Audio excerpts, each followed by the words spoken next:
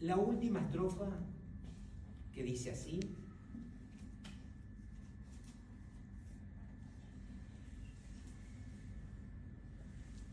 loado seas mi Señor por nuestra hermana la muerte corporal, de la cual ningún hombre vivo puede escapar. Hay de aquellos que morirán en pecado mortal. Bienaventurados los que encontrará en tu santísima voluntad, pues la muerte segunda no les hará mal. Load y bendecid a mi Señor y darle gracias y servirle con gran humildad. Así termina el cántico Francisco de las Criaturas. ¿Y cuándo compone esta última estrofa? Porque esta última estrofa no estaba en el cántico compuesto en el 1225. Al año siguiente, cuando él ve que se le aproxima su muerte, los primeros días de octubre de 1226, él, acuérdense que fallece el 3 de octubre, y él, el 1 de octubre, fines de septiembre, él va a componer esta última estrofa. Y uno dice, pero ¿por qué la compone con el cántico de las criaturas y alaba a Dios y bendice a Dios por toda la creación, por el cosmos? Porque no solamente aparece la naturaleza, sino va a aparecer el cosmos, los astros, sol, luna, estrellas. O sea, es una fraternidad cósmica que hace San Francisco de Asís. No solamente una fraternidad humana o una fraternidad con la tierra, aunque nombra específicamente a la hermana madre tierra, ¿no? A lo último, casi penúltimo del cántico, ¿no? ¿Por qué? Porque él ve a la muerte ya como un tránsito. Él ve a la muerte como un paso. Él ya no ve a la muerte como una odiosa muerte, enemiga muerte, nefasta muerte, maldita muerte, sino bendita muerte. Porque tiene el alma transformada, porque tiene el alma ya hecha una en Dios. Ya está desposado con Cristo crucificado. Ya está, podríamos decir nosotros, identificado con el pobre Cristo crucificado. Para él es importante esto. Es importante los estigmas, es importante el cántico a las criaturas, pero es importante la muerte. Y la muerte no como algo nefasto, ¿no? Muchas veces nosotros vemos la muerte como algo terrible y no la podemos nombrar. Hablas de la muerte de tu vecina, de tu vecino, la muerte de alguna hermana. Cállate, no nombres mucho a la muerte porque nos puede llegar. Enseguida tenemos una especie de superstición con respecto a esto y la vemos con una guadaña toda cadavérica, vestida de negro, ¿no? Esperando cortarnos enseguida la cabeza, la parca, le decimos la parca, maldita parca, ¿no? Y no, nada que ver. Esto es lo que el mundo ofrece, esto es lo que ofrece la gente que no tiene a Dios. Nosotros que tenemos a Dios, inclusive algunos que tienen a Dios también caen en esto, ¿no? Pero nosotros que tenemos a Dios y que creemos en un Dios lleno de misericordia, tenemos que pensar que la muerte no tiene que ser nefasta, sino tiene que ser una transformación. Por supuesto que hay mecanismos de defensa ante la amenaza de la muerte. Y uno de los grandes mecanismos de defensa ante la amenaza de la muerte es la inmortalidad, que es diferente a la eternidad. Vamos a diferenciarla. Una cosa es la inmortalidad y otra cosa es la eternidad. La inmortalidad la usan aquellos que niegan una eternidad en Dios. La inmortalidad es una especie de mecanismo de defensa ante la amenaza de la muerte. Entonces yo me defiendo inventando que mi alma va a ser inmortal, que no voy a morir. Ahí se crearon estas famosas, yo les llamo frisado, ¿no? Aquellos que frisaron su cuerpo para ser revividos. En la época de Walt Disney, ¿no? Que salía toda esta... Bueno, sí, hay gente que frisó su cuerpo justo en el instante de morir, lo frisaron para que lo vuelvan a revivir, cosa imposible, porque ya el alma se desprendió del cuerpo, ¿no? Esto es como una especie de ciencia ficción de perennidad corporal, material, y que solamente ofrece la sociedad de consumo esta idea de inmortalidad. La inmortalidad es antinómica totalmente de la idea de eternidad. Es lo opuesto a la eternidad, porque la inmortalidad está basada en el hacer, en el tener. Yo quiero ser inmortal, en lo material. En cambio, la eternidad está basada en el ser, pero en Dios. Yo soy y voy a tener eternidad solamente en la medida en que esté en Dios. Si yo me desprendo de Dios, voy a tener inmortalidad y se me va a terminar, porque es una idea vacía de contenido, no me ofrece nada. Es egocéntrica, ¿no? Nosotros vemos que San Francisco transforma la muerte y la transforma en una especie de elegía al amado, a Dios, y dice a lo último, Francisco, sobre todo como un paso de transformación completa y plena. Para esto también es importante ver el testamento. Nosotros hemos visto, los franciscanos estamos viendo mucho el testamento, pero también yo ahora di un retiro a la familia franciscana, a la orden franciscana seglar de la región de Cuyo. Estuvimos en mayo en Villa Mercedes, San Luis, y estuve un fin de semana con ellos, ¿no? Antes de mi operación, porque yo después me operé, ¿no? Ustedes saben que me operé de la hernia, ¿no? Entonces anduve mal de la hernia, y bueno, en mayo me operé de la hernia, ¿no? Y antes de esa operación, bueno, estuve allá, principio de mayo, un fin de semana, y ese fin de semana hablamos a los laicos, ¿no? Y qué importante que es este aprendizaje de entender en Francisco la muerte, pero que se fue preparando con los momentos de oscuridad, de prueba, de sufrimiento que le fueron llegando a Francisco, de a poco. Sabemos que Francisco, cuando vuelve de Egipto, de haber estado entrevistándose con el sultán de Egipto, vuelve enfermo. ¿Y tiene qué enfermedades Francisco? El hígado principalmente, el estómago, tiene inflamaciones intestinales y ciego. ¿Por qué es ciego? Porque no es solamente por el don de lágrimas que tenía, sino por el tema del desierto. Allá la zona de Egipto, que estuvo mucho tiempo, lo secó, el ojo seca, y no estaba preparado. No había gotas, lágrimas como hay ahora, ¿no? Halcón lágrima o cualquier otra, ¿no? Entonces, esto le produce ceguera. ¿Y a dónde va?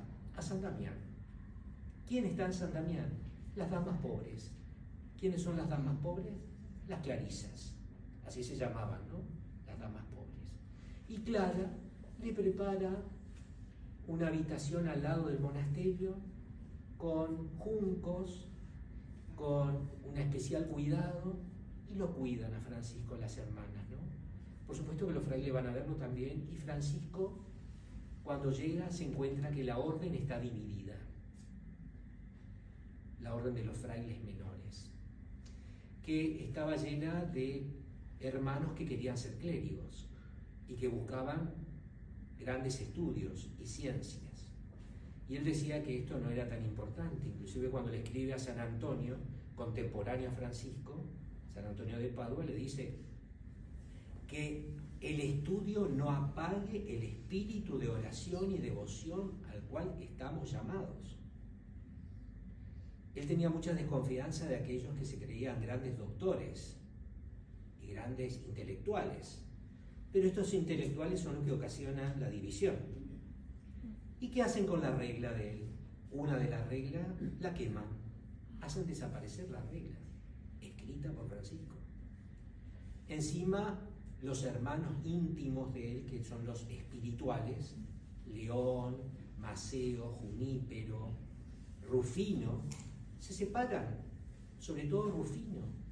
Y Rufino le cuestiona, primo de Santa Clara de Asís, Rufino, Y Rufino le dice, no, el padre Francisco está equivocado, totalmente equivocado.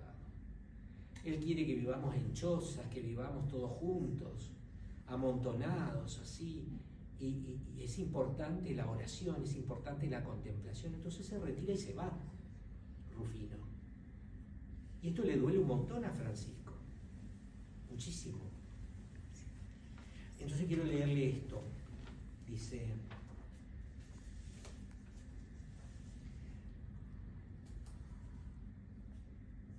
en un lugar donde la pendiente se hacía más dura, Francisco se paró y suspiró. Entonces su compañero, que iba algunos pasos adelante, se paró también, y volviéndose hacia él le preguntó con una voz llena de respeto y cariño: ¿quieres, padre, que descansemos aquí un instante? Sí, hermano León, respondió Francisco. Y los dos hermanos se sentaron uno al lado del otro, al borde del camino, con la espalda apoyada en el tronco de un enorme roble. «Tienes aspecto de estar muy cansado, padre», observó León. «Sí lo estoy», respondió Francisco. «Y tú también, sin duda, pero allá arriba, en la soledad de la montaña, todo se arreglará. Ya era tiempo que saliera, ya no podía estar más entre mis hermanos». Qué duro. Unas cosas importantes. Comienza: el Señor me dio de esta manera a mí, hermano Francisco, comenzar a hacer penitencia. Y relata profundamente su conversión. Y su conversión viene por dos encuentros fundamentales, y esto lo sabemos. El encuentro con los leprosos, no solamente con el leproso, sino con los leprosos, y el Cristo de San Damián. Son las dos fuentes principales que nombra en el testamento. Por eso el testamento es lo más importante para meditar y reflexionar, aparte del cántico, en la muerte de San Francisco. El testamento no es un testamento donde yo voy a ver qué dono a los frailes, sino es un testamento donde deja su mandato, su herencia espiritual que quieren que siga no solamente los frailes, sino toda la familia franciscana. Hermanos y hermanas de la familia franciscana. Por eso es tan importante el testamento. Nosotros vamos a ver que en ese testamento, porque tengo mezcladas las hojas,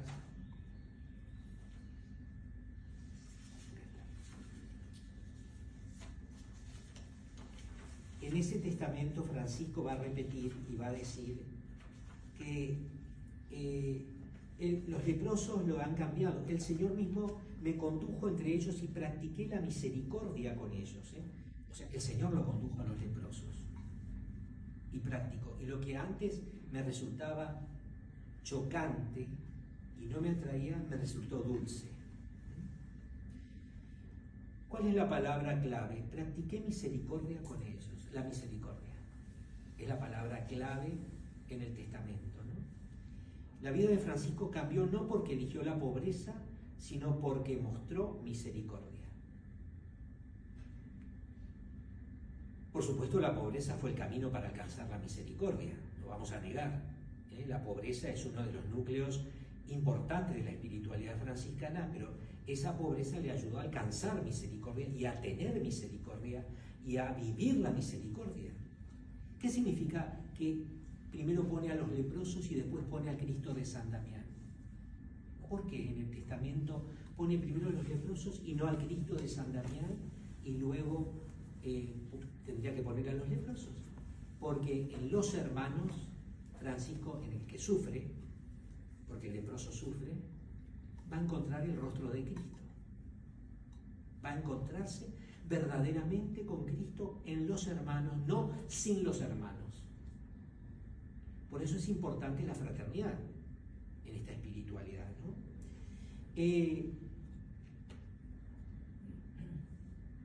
Nunca hay que separar la pobreza de la misericordia. Jamás. Porque si yo veo la pobreza sin misericordia, se convierte en un ídolo. La pobreza es mi ídolo. y enarbolo la pobreza por encima de la misericordia y despreciando la misericordia. La pobreza no puede estar separada de la misericordia, porque si no la transformo en un ídolo. Y esto ha pasado en muchos aspectos cuando yo enarbolo la pobreza como un ídolo social también. Y desprecio a los demás que no piensan como yo, o que no están en ese camino de una pobreza radical como ídolo. Esto pasa y no está pasando también dentro de la familia franciscana, ¿no? La politización de la pobreza. Sí, no digo que todos los curas villeros, ¿no? Pero hay curas dentro de están los curas villeros y los curas de opción por los pobres. Yo creo que valen más los curas por opción por los pobres que los curas villeros, porque muchos curas villeros han ideologizado políticamente el tema de la pobreza, ¿no? Sin ser franciscanos. Pero también hay frailes y hay laicos de la familia franciscana que caen en esta ideologización.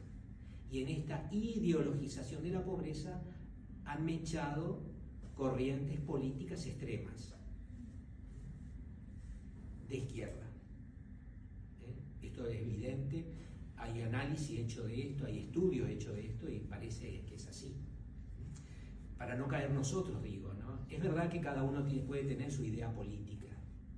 Hasta el Papa Francisco tenía sus propias ideas políticas, pero esto no quiere decir que yo enarbole estas ideas políticas como un camino único, exclusivo, donde todos tenemos que seguir. Ahí está la gran equivocación, ¿no? De esta ideologización del Evangelio, que es un problema que estamos analizando también en la orden y se ve también con los laicos franciscanos. Yo estuve viendo también este tema, ¿no? Porque es un tema que nos compete hoy, muy actual. Pero la misericordia sin pobreza se reduce a ideología. La misericordia sin pobreza se puede reducir también a una ideología, donde yo dejo de lado el tema, el camino que me lleva a la misericordia es la pobreza. ¿Por qué? ¿Por qué el camino que me lleva a la misericordia es la pobreza? El desprendimiento. Por el desprendimiento. Porque yo veo, al estar desprendido yo y al ser pobre yo puedo tener misericordia de mi hermano que sufre, que es pobre, que es necesitado. Esto no quiere decir que sea pobre solamente de bienes materiales, sino también pobre espiritualmente. Puede ser una persona sumergida en el pecado, pero también aquel que sufre, el enfermo. El carisma franciscano tiene una predilección especial por el enfermo, por los que sufren, los enfermos actuales. No solo los enfermos físicamente, sino los enfermos mentalmente y espiritualmente. Hoy tenemos nosotros muchos tipos de enfermedades psicológicas y espirituales. Tenemos que estar atentos a esto. Hoy, con todas estas ideologías nuevas que nos surgen, que confunden a muchos jóvenes, hay que estar atento también y discernir. No despreciar, acoger, pero con criterios de discernimiento, ¿no? Es importante esto. Cuando trabajamos nosotros con distintas personas en la pastoral y ustedes en los colegios, en estos 100 años acá en Buenos Aires se observa mucha confluencia de ideologías. Yo lo he observado en Faustino Menem, se observa también en el Colegio de Lanús, donde estuve también trabajando, ahora estoy en Ciudadela, ¿no? También se observa, entonces uno ve esta situación, esta realidad, ¿no?, muy fuerte de confusión que hay en los jóvenes. Confusión que hay en los jóvenes, que hay que ayudarlos. Hoy se ve normal la bisexualidad, la homosexualidad, se ve normal el travestismo, se ve normal todo el tema del aborto, se ve normal el tema, también ahora están metiendo de a poco estas otras ideologías, el tema de la eutanasia, la muerte digna, entre comillas. Hay que tener una muerte digna, entre comillas. Entonces yo puedo elegir la muerte que quiero, pero esto es una negación de la vida. y de la preparación a la vida, ¿no? Es una negación a la vida el aborto también. Entonces se ve como normal o se ve como signo de vida aquello que es muerte.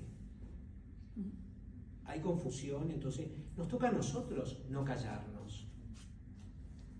Porque uno dice, ay no, por prudencia. ¿Qué tipo de prudencia? ¿Es el falso respeto humano? Pero es difícil, ¿no? Por supuesto que con esto no estoy diciendo que te vuelvas a una San Juan Bautista y que empieza a decir raza de víbora, va a venir el hacha y te va a cortar con la cabeza. Por supuesto yo no estoy diciendo eso, pero sí que nos reta a nosotros para ver cuál va a ser nuestro diálogo. Porque tenemos que tener actitud de diálogo. Esta actitud de diálogo no quiere decir callarse. Algunos momentos hay que callarse, pero en otros momentos hay que hablar. Bien, no de manera agresiva, violenta, no violentando tampoco, porque la verdad no tiene que ser violentada, para nada. La misericordia es importante, por eso el tema de la misericordia, ¿no? Es fundamental en Francisco, porque él no iba a bajarte línea así de golpe, sino con mucha paciencia, mucha misericordia te iba a llevar a que vos entiendas la verdad, ¿no? Yo creo que la misericordia es importante usarlo también con los jóvenes. De esa forma te lo ganas. Yo veo eso, ¿no? Pero esto no quiere decir que vos ocultes en algún momento cuando estés dialogando con esos jóvenes cuál es la verdad. Entonces, acuérdense que hay que recordar, la pobreza sin misericordia se convierte en un ídolo y la misericordia sin pobreza se reduce a ideología. ¿Qué pasa con los ojos del crucificado? El Cristo de San Damián. La conversión se completa cuando Francisco se encuentra con el Cristo crucificado de San Damián. Ante él brota de su corazón esa oración